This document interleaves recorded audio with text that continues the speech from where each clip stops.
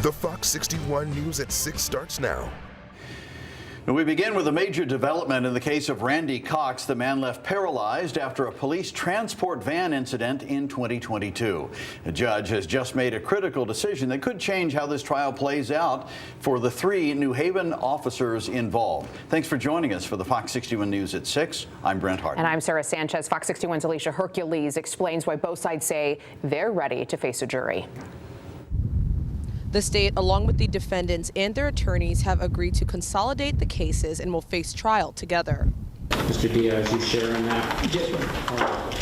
Officer Oscar Diaz and former officers Jocelyn Lavendier and Luis Rivera are charged with reckless endangerment and negligent cruelty to persons. Attorney Matthew Popolowski, who represents Officer Diaz, says they had lengthy discussions about the decision. We individually talk to our clients and then reach that decision with our clients. We're looking forward to having our day in court. Former Sergeant Betsy Segee and former Officer Ronald Presley, who were also charged in the case, accepted plea deals back in November. Diaz, Lavendier, and Rivera rejected the plea deal from the state. 4 of the officers were fired by the city, but Diaz was reinstated earlier this year after the state labor board overturned his firing. In June of 2022, Randy Cox was arrested by New Haven police and charged with weapons offenses.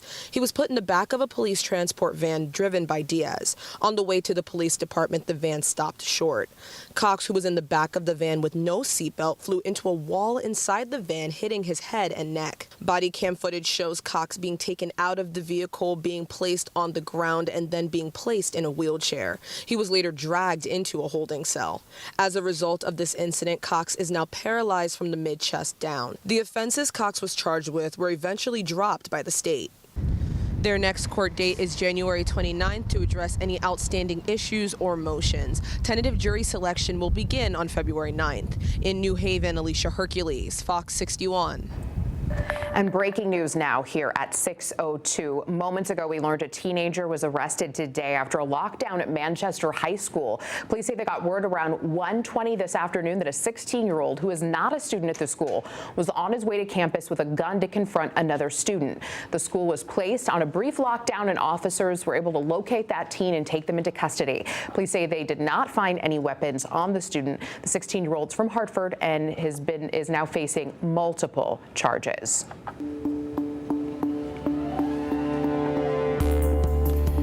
Governor Ned Lamont says the state will use around $70 million to help cover most Affordable Care Act tax credits for a year. This comes after the Senate rejected legislation earlier today to extend them into the new year. We're working to get more details right now. We do know most people's health care costs will not change. It all depends on how much money you make and other eligibility requirements. The governor says about $30 million will be used to cover the most vulnerable and about $40 million will be used for partial coverage for anyone else who qualifies.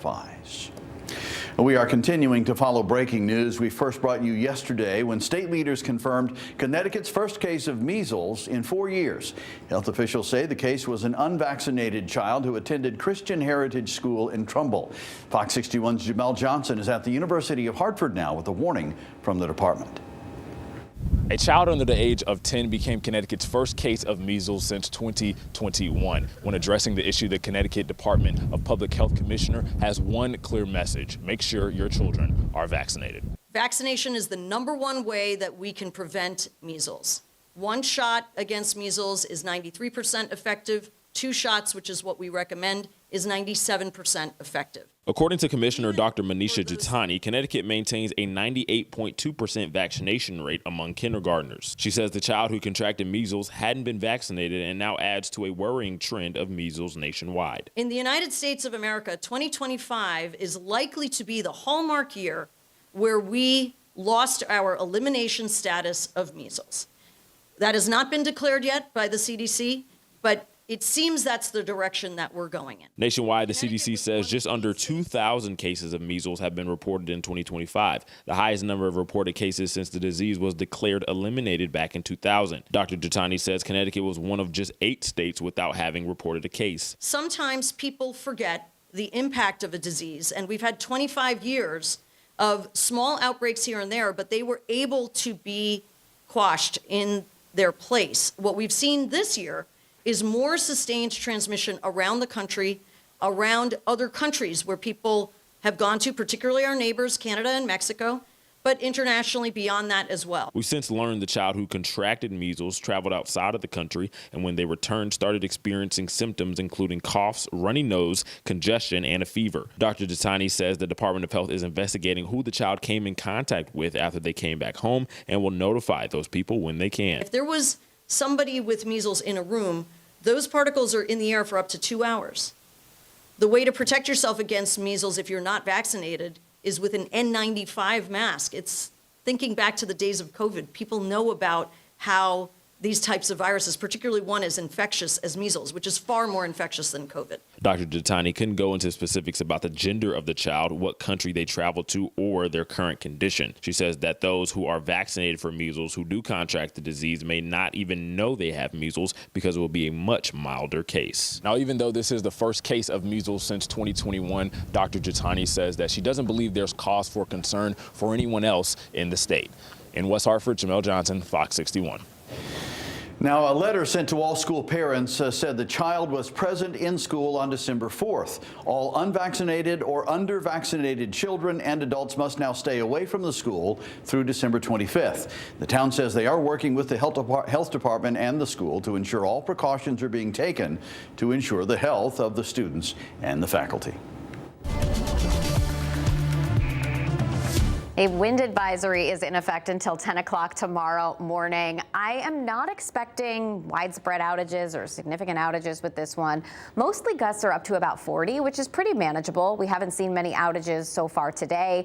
And if anything, I think winds will actually come down a little bit as we head through the evening tonight, but it's still blustery and still feeling uncomfortable when you add that wind factor. Here's a look at the wind gusts peaking today, up around 40, 43 miles per hour for Bridgeport. Again, these were the top reported gusts. Here's what the gusts look like right now. Again, not too bad. They might even drop the wind advisory early, to be honest. 40 for Groton, 21 mile per hour winds, though, for the Hartford area. But again, there is a wind chill as a result of that wind. It feels like the single digits and teens later tonight into daybreak. We are following the chance for some accumulating snow on Sunday. Your full forecast is coming up.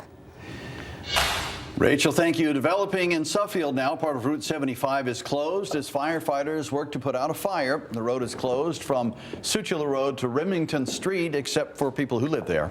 Police say no one is hurt. Drivers are asked to find another way to get to their destination, and we will update you once that road reopens.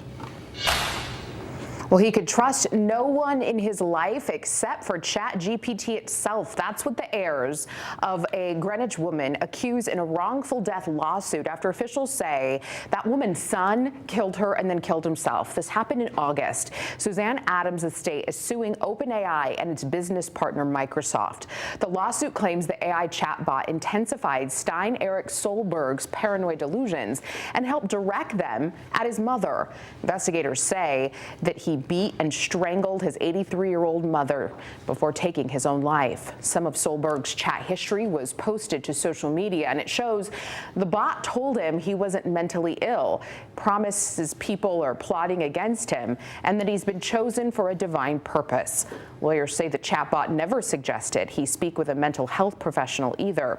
The lawsuit says OpenAI declined to provide Adams' estate with his full chat history. The company says it is still making improvements, including the bot's training to recognize and respond to signs of mental or emotional distress. This is the first wrongful death lawsuit to tie a chatbot to a killing rather than a suicide, as well as target Microsoft. It's unclear how much money Adams' estate is looking for. They're seeking for OpenAI to install safeguards in ChatGPT. More than a year after a fiery, deadly crash in Ellington, police say the driver turned himself in yesterday, I should say. Officials say Sergei Moscardelli drove too fast, crashed into a tree, and killed one of his two passengers. It happened in late November of last year on Route 140. Officials say Moscardelli and one passenger were able to get out when the car caught fire, but James Moran couldn't. The chief medical examiner ruled Moran died before the car completely caught fire. Investigators say Moscardelli was under the influence influence of alcohol and marijuana when he was behind the wheel. The now 21-year-old is charged with manslaughter and failure to drive in the proper lane. He's expected in court a day before Christmas Eve. And a driver is accused of killing his wife's father in a crash in Griswold around this time last year. Police say the evidence shows Ronald Rogers knew his passenger, Roger Denton, was seriously hurt but failed to call 911 in a timely manner. Denton later died at the hospital. Investigators tell us neither of them were wearing seatbelts. They were traveling on Hell Hollow Road when Rogers failed to turn with the road and crashed into some rocks and then a tree. The arrest warrant says he tried to contact his wife, who was asleep. It's reported it took Rogers 55 minutes to call 911. He's been charged with manslaughter and intentional cruelty to persons. He will face a judge a week from today. A woman accused of poisoning the father of her child back in August has chosen not to enter a plea. But Kristen Hogan's legal team got 2 motions approved. So the first, they'll be back in court late next month to make changes to the 5 full no-contact protective orders for the people involved in the case. The judge also allowed one of the children to testify remotely. The second motion granted that the child will be given a GAL, which is someone who represents a child's best interest in legal cases. Hogan is currently on house arrest at her grandparents' home in Massachusetts. The father believes Hogan poisoned him over a custody battle for their child. Route 8 South in Naugatuck is back open tonight. A portion of the road was closed earlier after a tractor trailer crashed into a guardrail and a light pole and then overturned this morning. That's according to state police. Minor injuries are reported, but we don't know how many people are involved. And what led to the crash is under investigation now.